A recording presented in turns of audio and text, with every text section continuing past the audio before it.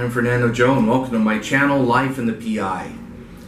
Today I return to the subject of safety. As a viewer asked me, he says, well, how safe is the Philippines? Because you hear these stories, there's some murders, sometimes pretty horrific murders happen here.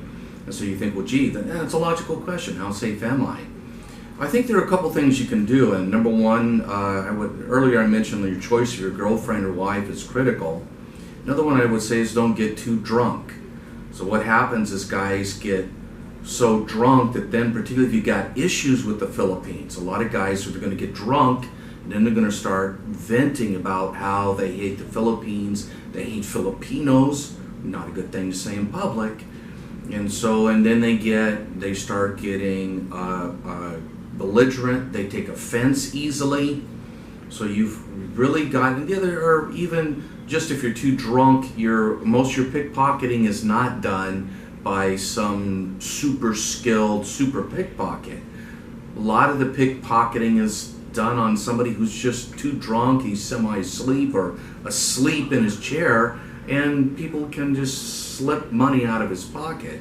I mean, that's typically how you're going to get pickpocketed here, not by some super skilled artist, an art of pickpocketing. So don't get too drunk. You leave yourself vulnerable. Particularly, it leads you to do stupid things, and it kind of leads us to here. Number two is don't antagonize Filipinos. Some guys have this inner bitterness about the Philippines, about Filipinos, and this boils over, and now they want to start attacking people. Again, many of the things here in the Philippines can be frustrating. But you've got to be careful, and particularly when you cross a line and you want to let some Filipino know exactly how you feel, hey, F you, you son of a bitch, that can backfire on you very, very badly. So you've got to, when you cross a line and you directly offend people and insult people, you're spoiling for a fight, don't expect that you're going to square off or get in the ring and there's going to be a referee. Some of these guys, they wind up, someone catches up with them at a back alley some evening. So be careful not to offend Filipinos directly. And a third one here I'm going to say is don't flash too much cash. So one time I had a friend down here in the street, a Norwegian guy. He had something like 12 bottles in front of him. The way they do it here often is that as you drink a bottle, you leave it on the table in front of you. And then at the end of the evening, the waitress comes by, counts all the bottles, multiplies that by a price, and there's your bill.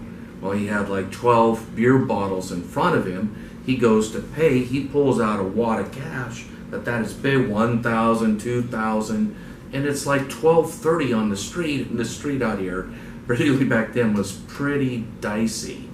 So he's violating the money. He's flashed the cash. Number two, he's got to be pretty inebriated at that point. He said, okay, look, I'm going to go home with you here and try to make certain that, nobody takes advantage of this. So a couple things you do have on your power. I would say, number one, don't get too drunk. Number one, it makes that makes it easier for people to prey on you, and it also increases the likelihood you're going to do something stupid. And related to which, number two, something stupid would be directly insulting and antagonizing Filipinos. That can and will backfire on you. And number three, be careful not to flash too much cash. I suggest keeping your money in separate pockets. Bring out just the money you need to pay that bill. And now is not the time to try to show off how nice your watch is, how nice your camera is, how much money you've got, how you've got two very nice phones. That you don't need to do that. You're just opening yourself up to trouble. So thanks.